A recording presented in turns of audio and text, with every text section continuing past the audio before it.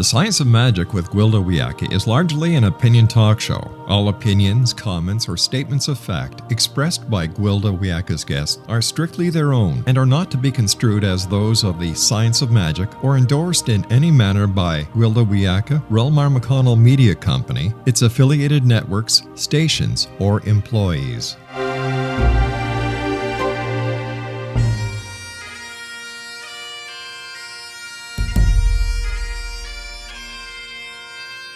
Welcome to the Science of Magic with Gwilda Wiyaka, a program dedicated to uncovering the unified nature of reality and humanity's ever-evolving place as truly galactic beings. For more information on the Science of Magic with Gwilda Wiyaka, visit us online at www.thescienceofmagic.net.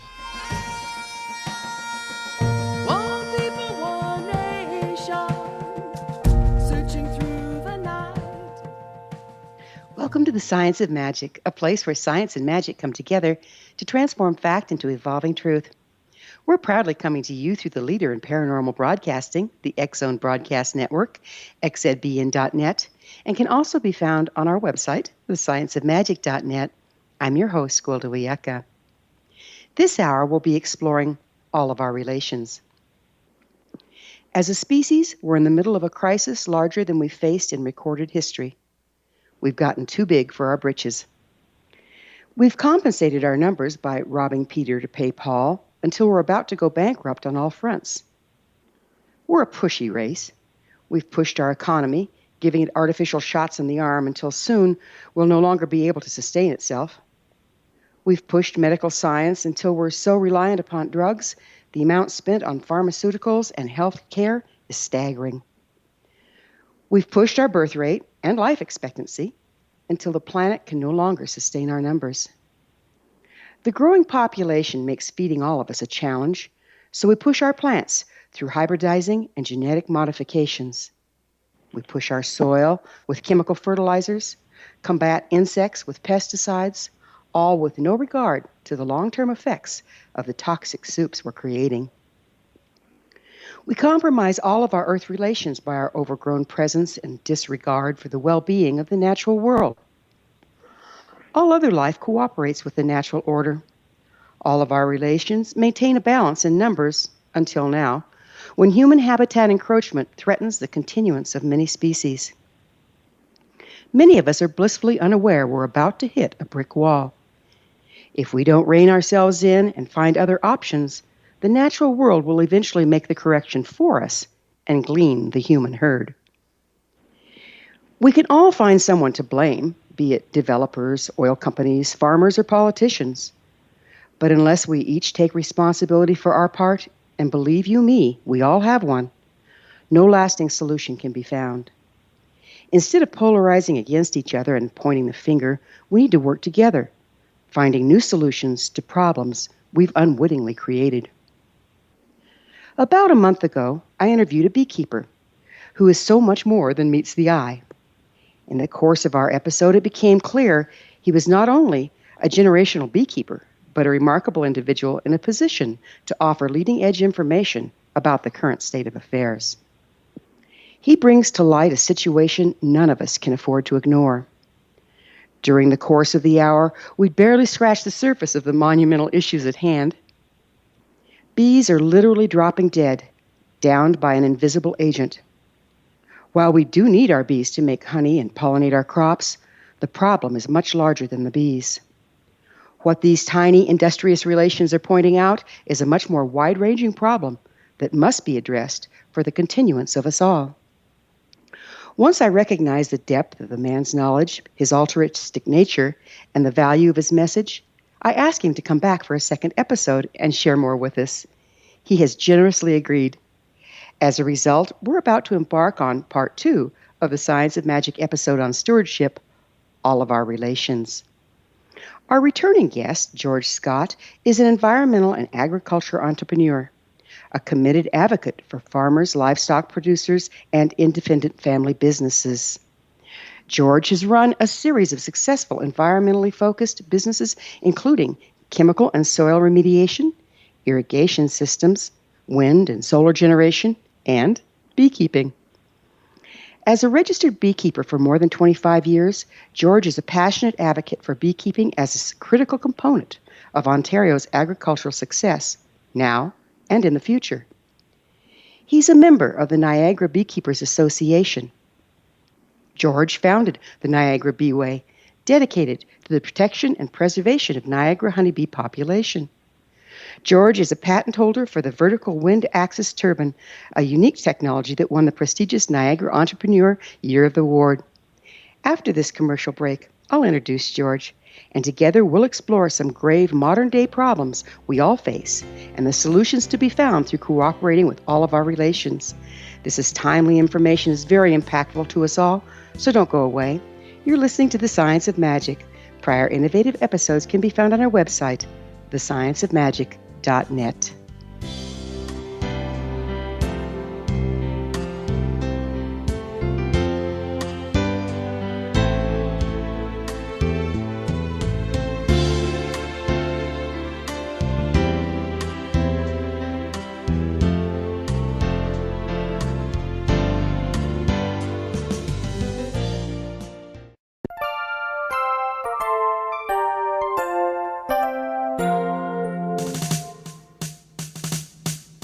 Though the world seems in turmoil around us, let's not lose our way. The stars still shine down, blessing us with their light. The sun rises every morning, chasing away the cold and darkness. There are good people of service in this world. We have much to be grateful for as we're wrapped in the arms of all of God's creation. This is Gwilda Wiyaka, host of the Science of Magic Radio, wishing you and yours a very Merry Christmas. I hope your holiday is filled with comfort and joy as you're surrounded by those you love. I'd like to thank all of you for being our loyal listeners on the X-Zone Broadcast Network and for joining us on this grand adventure called life. As the New Year's dawns, let us all stand in truth as we embrace peace.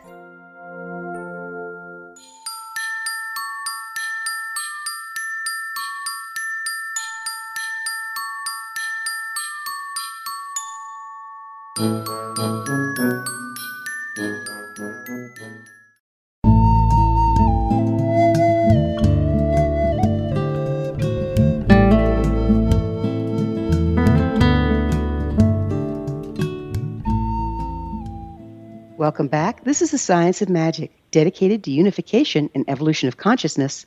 I'm your host, Gwilda Wiyaka. Our guest this hour is George Scott, founder of the Niagara Beeway, dedicated to the production and preservation of Niagara honeybee populations. George is an environmental and agricultural entrepreneur and a committed advocate for farmers, livestock producers, and independent family businesses. His website is niagarabeeway.com. George, thank you for once again joining us on the Science of Magic. Hey, it's my pleasure to be here this morning. So would you mind sharing with us how you got into beekeeping in the first place? Well, I think I got dragged into it because every generation of my family, as far as we can go back to the cave, produced one of two things, either a Irish Roman Catholic priest or a beekeeper. And since I never heard the word from the big guy up above, I'm a beekeeper. And most of this technology came down to me when I was in my early teens from my uncle, who happened to be both a Roman Catholic priest and a beekeeper. And as a teenager, I wish I would have listened a little bit more while he was teaching me, because he had the old system where nothing was ever written. And those songs and limericks and things that helped him to do his beehive maintenance are technology that's really been replaced today by Google Video, and I miss those. We've tried to recover a lot of those old teach by singing, teach by poetry, teach by storytelling, and much of that has disappeared because it just is being outcompeted by the Google way of doing things. That's amazing, because that's totally the shamanic way, and a lot of the indigenous ways is teaching through the stories, and the stories are so carefully preserved and repeated. What happens when the lights go out, right? Oh, exactly. And those things, although many of those techniques for beekeeping have needed to be replaced, needed to be refreshed, were replaced with the new equipment.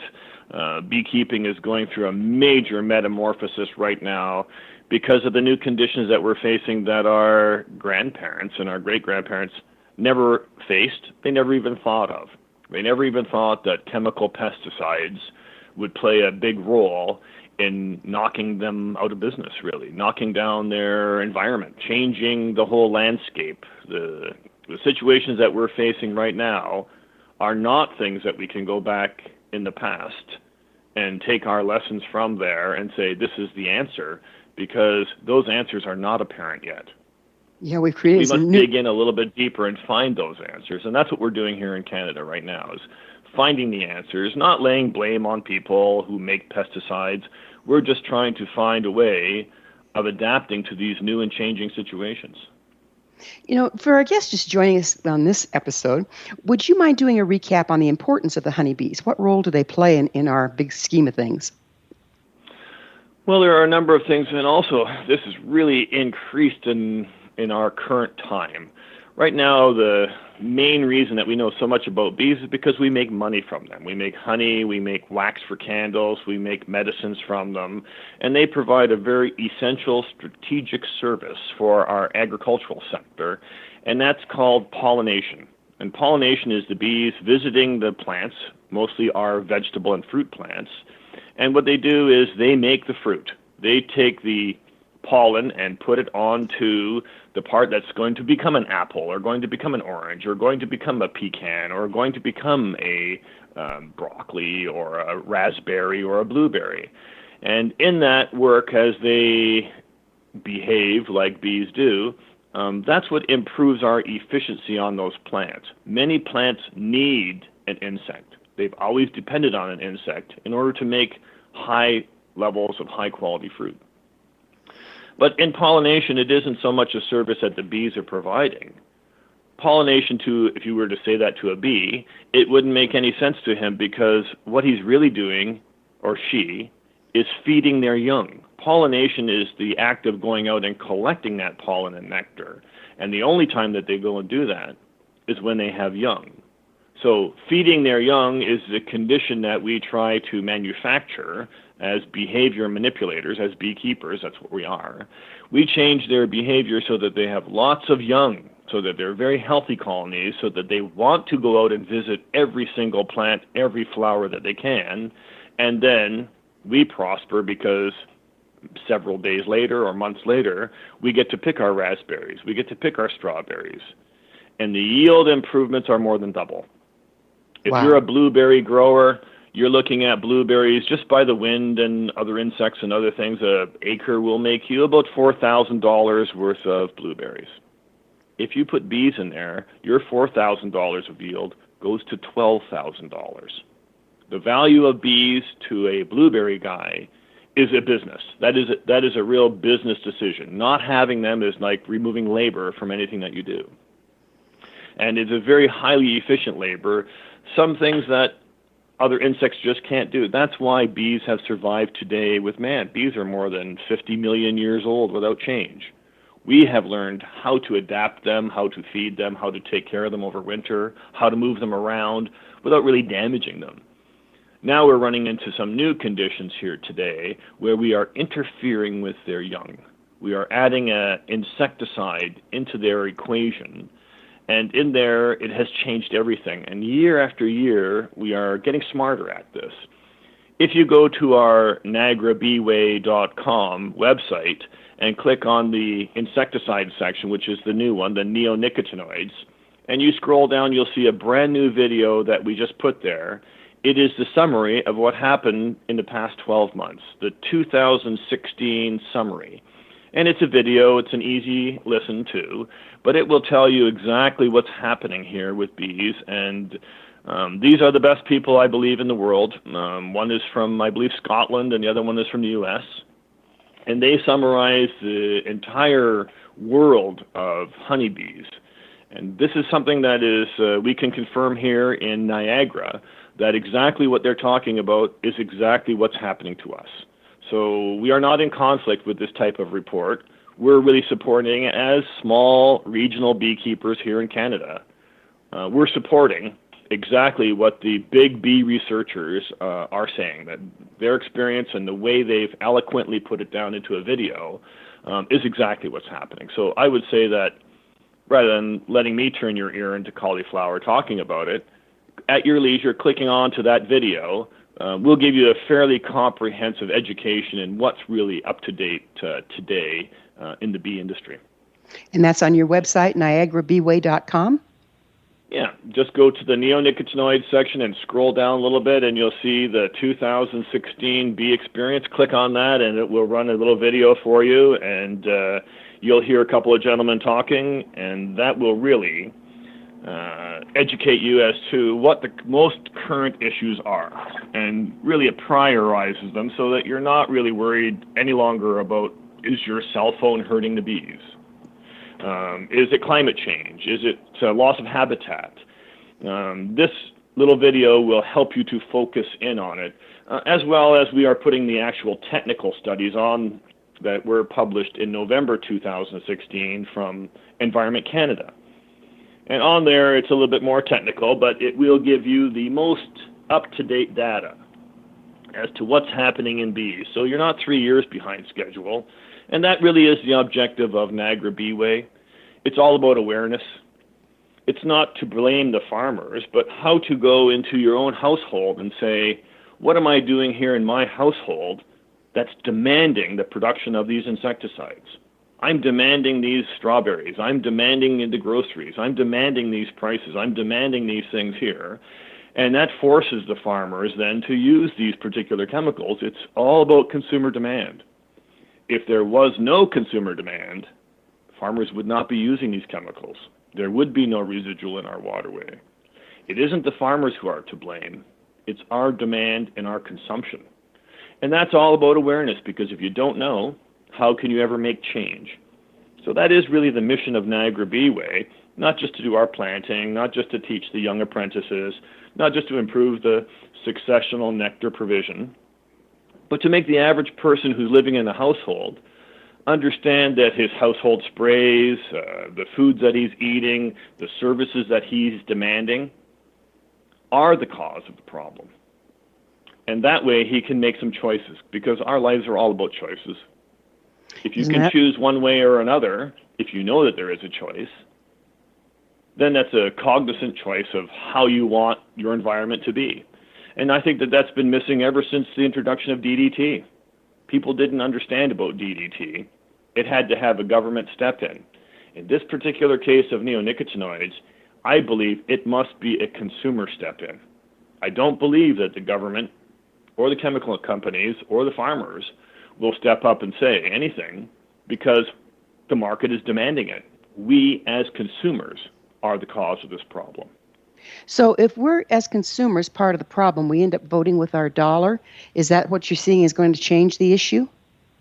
I guarantee you, if you go into a nursery to buy plants to plant in your backyard to make a butterfly garden, and you see the nursery's beautiful plants, not a chewed leaf on them at all, and you ask the nursery seller, right at the cash register, while you got your money out in your hand, you ask him, is this plant been treated with neonicotinoids?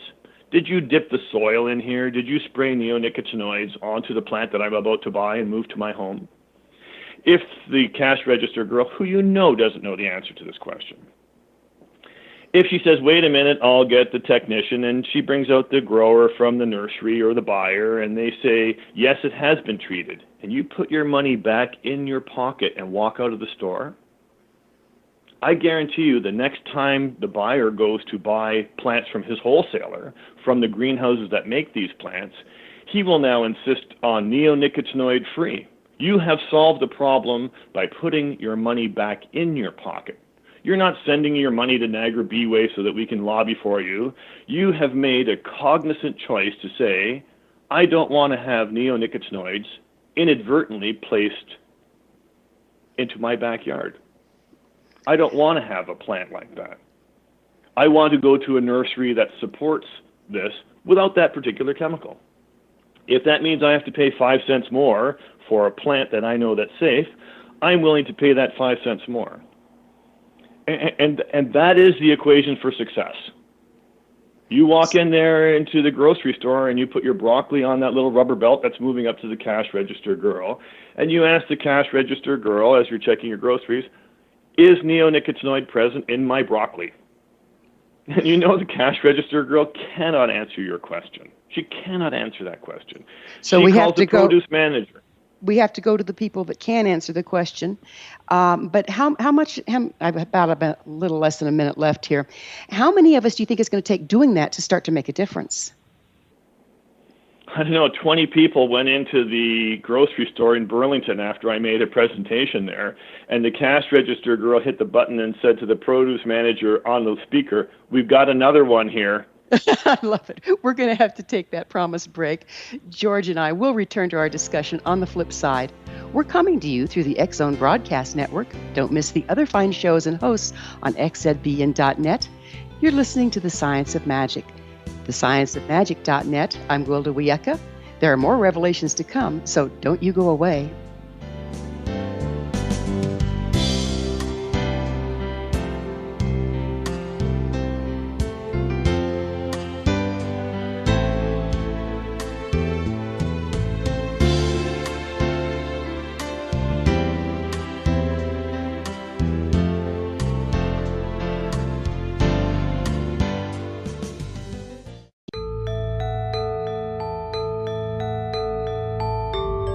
Hi, I'm Gwilda Wiyaka. Did you know that shamanism has been around for 50,000 years and practiced by all indigenous cultures? These ancients understood there's more to healing and health than just the physical. All 4 levels, physical, emotional, mental, and spiritual, must be addressed in order for us to enjoy healthy, abundant lives. To find quality shamanic healing you can trust, you need look no further than Path Home Long Distance Shamanic Healing Program. All Path Home practitioners have been trained and certified through Path Home Shamanic Art School, a Colorado State occupational school, and are handpicked, personally trained by me, Gwilda Wiyaka, to uphold the excellence of Path Home's long-distance program. Live abundantly. Schedule a shamanic session with me or one of my quality practitioners today. Call 303-775-3431 or visit findyourpathhome.com.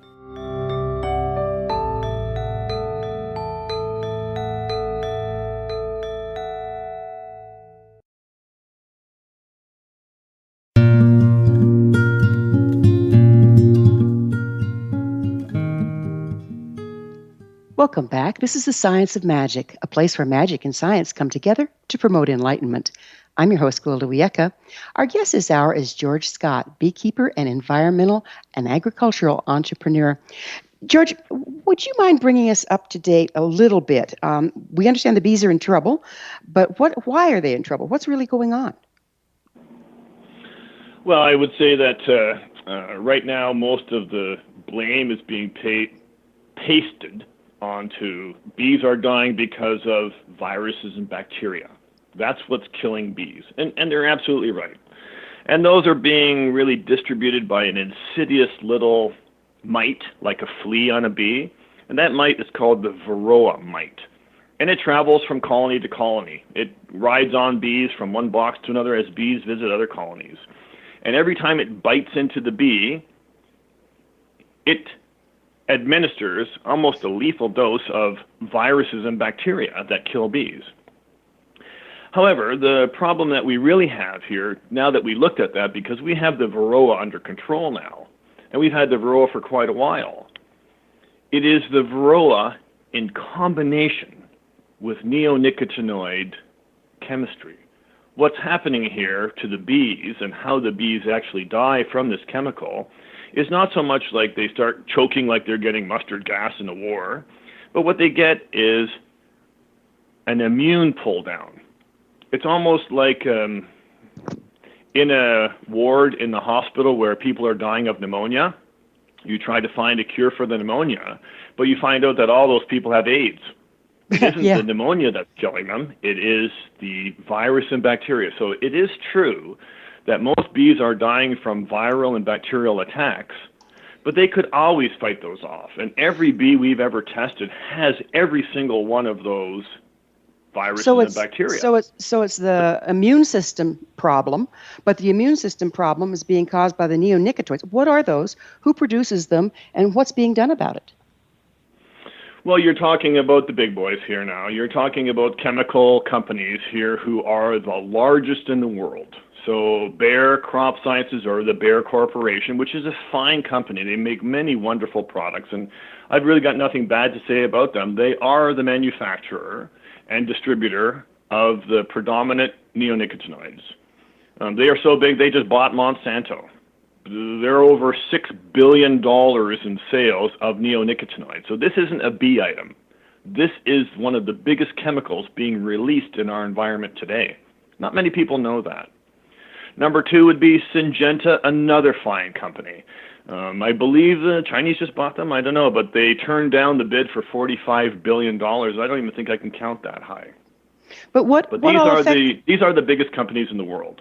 What all effect are these chemicals having on not just the bees, but on people? Do we even know? And why is it being created if we don't know?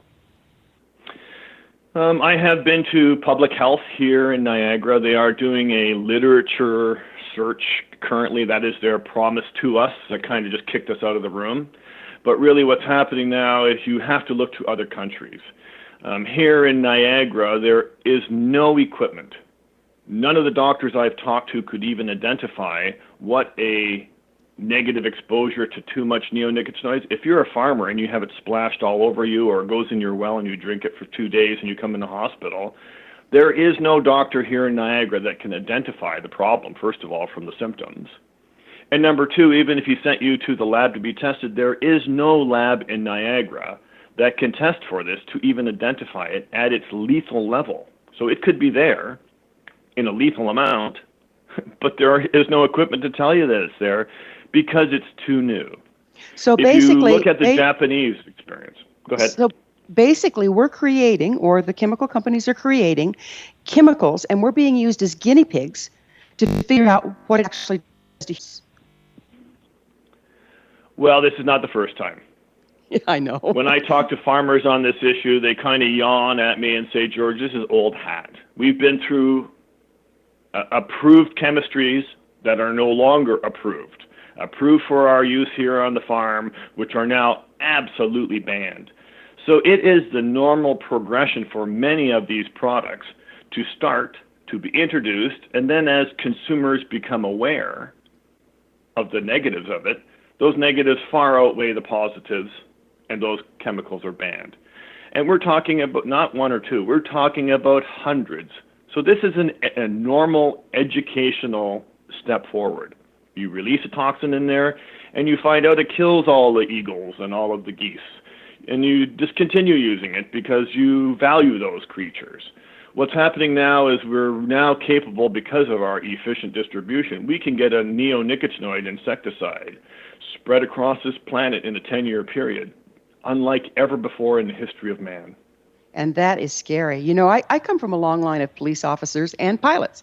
And my uncle and several other family members were crop dusters, you know, and they sprayed, among many other things, DDT. 201, even though they're not genetically related, mind you, they came down with MS. Now, I've also had numerous Native American teachers and friends that were doused with DDT when they were put in the orphanages. They also ended up with MS. So what are we looking at with this neonicotinoid thing? What's starting to show up with it? Well, let's look at the chemical itself. What does it really do? It is a neurotoxin. So it is after your nervous system. The same nervous system that a human being operates is the same nervous system that a bee or an insect operates on.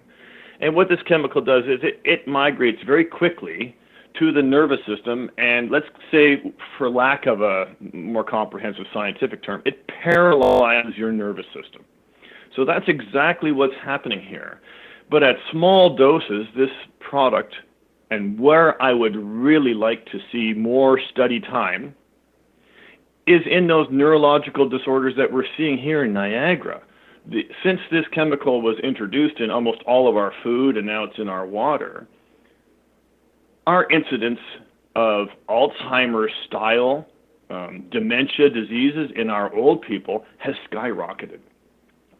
Our neurological disorders with our children, let's call those, for lack of a better term, ADHD or autism spectrum disorder, which is a very broad word. since the introduction of these chemicals in so much of our food, almost 70% of our food is treated with this. Since then, when I was in school, we had 2 or 3 children who had ADHD problems in the entire school. Now we've got 2 or 3 kids per classroom. That's rampant. What's happening now. It's and rampant. We want to see more studies on that. So do you think this stuff has a cumulative effect? Like the more you eat, does it kind of hang out in your system and start to build critical mass? Well, certainly it does in bees. Certainly it does, and that's how it is designed. Once it attaches to that section of your nervous system, that system doesn't work anymore. So our nervous systems in a human being are quite broad, and we can rewire. Many people are injured and have to rewire and learn how to walk again, learn how to talk again. A stroke would be an excellent example of how you've lost one section, but all of a sudden you can fight back and you can learn how to do it again.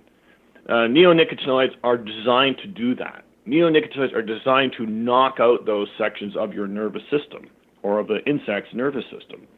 And many people say, well, you don't have to worry about this because this is at such a low dose, it can't hurt you. So, you are larger than a bee, you are a human being. However, this chemical is only going to go to your nervous system. That's where it's going to go. And it's water soluble, so it's in your blood. You're digesting this thing, and it's going into your blood. Does it hang there, or do we have a way of getting rid of it? Once it's attached to your nervous system, it's not going anywhere. That's what I was afraid of. This is one of the few chemicals that can pass through because man has this, we have evolved. It's called the blood-brain barrier, which means you can have a bad gash on your leg out in the middle of the wilderness, and it can become infected, and you could be dying. You can't walk anymore. You can't move anywhere. However, it doesn't affect your brain. You can still pull your cell phone out and call for a medical helicopter, and you're saved. The blood-brain barrier stops that infection from going in the blood, in your leg, in your circulation, in your muscles. It doesn't reach your brain, so you can still think your way out of a problem. However, with this chemical, it passes through that barrier. If this is passing through the blood-brain barrier, I mean, very few things do that. If it can actually pass through the blood-brain barrier, hang out in our brain, why is it being used? If we know this, why is it being used? Well, I think like many chemicals, we just don't have that negative reporting data from the incidence of problems. And where it does come up, it's being very controversial, fought over. You'll hear things like, no, the biggest problem in bees is the varroa mite. Well, the biggest problem isn't that. But if you are told that, your awareness now is skewed. You are no longer capable of making a decision. You're going to go to the nursery. Like you mentioned, this is a multi-million-dollar industry. How much of that skewed perception is being intentionally propagated? Oh, there's a lot of literature written on that. I come from the chemical industry. I'm a formaldehyde guy. I've been the president of a multinational chemical corporation since 1996. We have a way of twisting everything around so it works our way, because if we don't do that, we're out of business. So when we sell formaldehyde and we tell you that it's good for you, that's because it's good for us. And that's no different from anyone who's in the chemical business, whether you're making an insecticide or a gasoline additive. You want to say that it is safe. And in some cases, it's safe because there is no absolute controversial science on it, because you take steps to suppress that. That's the most effective way. And as mankind, that's what we've done throughout our entire history. Well, you just say it's okay. We're about to run out of history, aren't we? If there's no data though to say of the negative effects, how can you prove it? Well, if you keep taking all of your scientists and who are starting to investigate, say, the effect of neonicotinoids on children, and because you are a billion-dollar corporation, you give that scientist a new job in a different university with $1 million salary, you've just gotten rid of $2 million worth of negative advertising by giving people good jobs in different fields. And I have seen that over and over again. I've had even my best testing staff cannibalized in that method. I've lost people who had excellent jobs, a great reputation. They were given offers from other companies, and they were scooped away, and all of a sudden the neonicotinoid research lost its top person. And that's not uncommon. That's very common. So that's a problem. So they're being purchased away. Are you saying the scientists can be bought? What's going on there? Many of the top people in the chemical company become the regulators. So if I say I work for any one of these top companies in insecticide production in a senior management area, that means I'm making a lot of money, and all of a sudden I become the top. We're gonna have to leave this on a cliff and pick up on the other side. It's time for another break. George and I will be back shortly, so don't leave us now. This is The Science of Magic, thescienceofmagic.net, the place where altruistic professionals of science and the esoteric create common ground for the betterment of our world. We're brought to you daily by the leader in paranormal, spirituality, and alternative health program, the X Zone Broadcast Network, xzbn.net.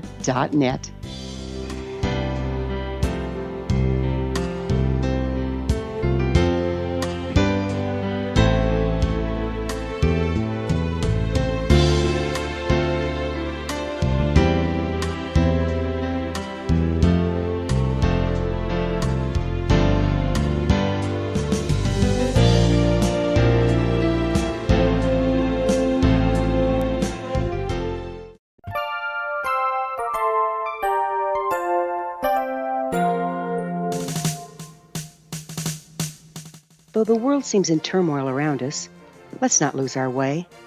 The stars still shine down, blessing us with their light. The sun rises every morning, chasing away the cold and darkness. There are good people of service in this world. We have much to be grateful for as we're wrapped in the arms of all of God's creation. This is Gwilda Wiyaka, host of the Science of Magic Radio, wishing you and yours a very Merry Christmas. I hope your holiday is filled with comfort and joy as you're surrounded by those you love.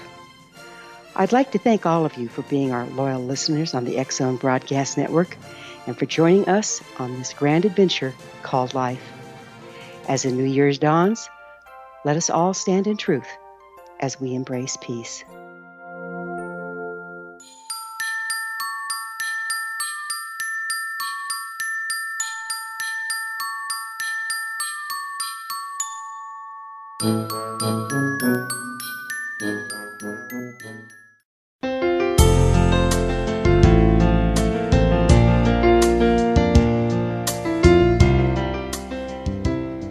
Welcome back. This is The Science of Magic, bringing together gifted people of service to the world. I'm your host, Gwilda Wiyaka. Our guest this hour is George Scott, beekeeper and environmental and agriculture entrepreneur. George, the more we talk here, the more my head's going around in circles, because we have, it seems like a bit of a dilemma. We have consumers that ultimately, like you say, have the power to choose or not to choose to use a product, which drives sales, which drives money, which drives the product. However, we have information that the consumers aren't being given that's intentionally being covered up, apparently. And so we can't make informed decisions. What do you see as a solution here? Once again, if you go to our NiagaraBeeway.com website and you go to the neonicotinoid section, if you scroll down to, I believe, the second video, it's called We Want to Know. This was one of the motivating videos. It was put together by a classroom of high school students at Centennial in Welland, that's in Niagara. And what they told me was, how come we can't find, if this stuff is so safe, how come we can't find how much is in our cornflakes? This is used on corn. It makes better corn. Why can't we find out how much of this chemical is in our cornflakes? And we want to know. We can find out how to tie a tie at Thanksgiving. We can Google anything. But when we Google this, there's no information at all. We want to know was the theme as to why we are now stepping into this public awareness situation with you, to talk to people and get them to ask that question. We want to know what the content is. So the first step. The first step is to demand the information that we do not have. The step even before that is recognizing we don't have all the information. Exactly. I don't care about cholesterol and salt. I don't care about fat or trans fats. I'd like to know how much pesticides in there, not to have someone testing 3% of the food like our food inspection agency, 3% of the food coming in here. Why does everybody tell me how much salt I'm putting in my diet when I'm really interested in some of the other chemicals that may have reasons why I wouldn't buy that food or feed it to my children? Hey, George, if we eat organically, are we assured that we're avoiding this stuff? Unless you test it. The term organic is so broad and so unrefined, and the test methodology for detecting this is impossible. I could sell you organic everything and have a high content of these insecticides, and there's no way that would ever come back onto me as a liability, ever. As a grower, as a seller, as a profiter. Wow, we've got one big modern mess going, it sounds like. How important are chemicals in farming? I mean, how necessary is this? Well, many people are scratching their heads now saying, do we really need this? And here in Waynflete, I have talked to many of the grain growers, and the beekeepers and grain growers, we're not in conflict here, we're neighbors. And some of the neighbors have gone and said, I've asked them, I said, how important is that to you? And they said, well, we've had good success with this. And I said, well, have you ever tested the soil to see what happens or what the residual is, or if there's already what you bought over the last 10 years, if there's enough in that field that you don't have to buy it anymore? And they said no. So I said, well, why don't you try, out of your 5,000 acres, why don't you try 100 acres and don't use this material and see if you have any losses? They didn't use it, and they didn't notice the difference.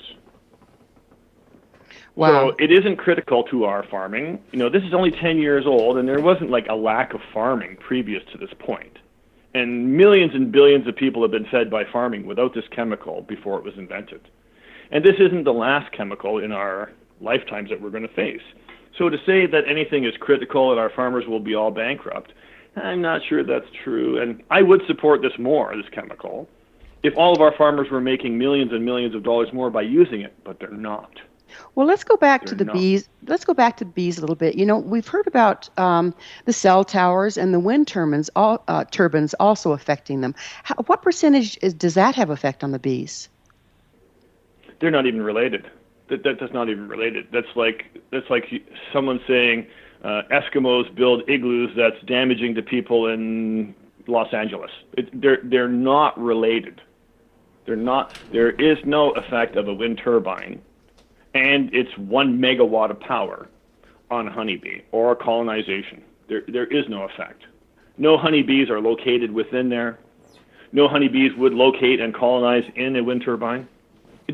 That just doesn't happen. It is not convenient for them. They avoid that. It's like you wouldn't have a nursery on a highway. Those Let things the kids just play in don't the traffic, happen. right? Right. Speaking of which, you're a patent holder for the vertical axis wind turbine. What drew you to develop it, and how does it work? Well, it's very much more efficient than a propeller. The problem with the wind turbine industry as we saw it is big is beautiful because you can make a megawatt. However, what we found was having something that ran more consistently and was attached to your home, especially here in rural Niagara, something the equivalent of a 2 or a 4 horsepower motor that gave you electricity was enough to run about 80% of everything that you do. Your freezing, your microwave, your communication systems, recharging your car, your batteries. A little 4 horsepower wind turbine was adequate to do all of that. Not take you off the grid, but certainly enough to accentuate or reduce your hydro bill here. Well, how do they compare to the propeller turbines? What's the difference? Well, they're more efficient. So they start up at a lower wind speed, and they have a capability of transforming from one phase into another. So they move in from like what they call a Savonius, and they move into a different type. They are shape-shifting to take advantage of the wind. And they're much safer. You could walk, an 8-year-old kid could climb up a tower and touch it at full speed, and it would only repel him. Versus an 8-year-old kid climbing up on the tower of a propeller, it would cut his hand off. So we like the safety aspect, we like the efficiency aspect, but the corporation now has moved away from that because wind power generation has really come under a negative light here in Niagara. The market for wind generation, even though they spent over $300 million in the last 2 years, the whole outlook and the sales for wind turbines are not profitable for the corporation. So we're not promoting that any longer. It is, you're talking about a $4,000 or $5,000 piece of equipment that's equivalent to the production of your lawnmower motor. So we don't believe that there is a future in that type of wind turbine efficient, regardless of how good it is today. There are many other ways of getting around it. There may be 5 or 6 years from now a big change.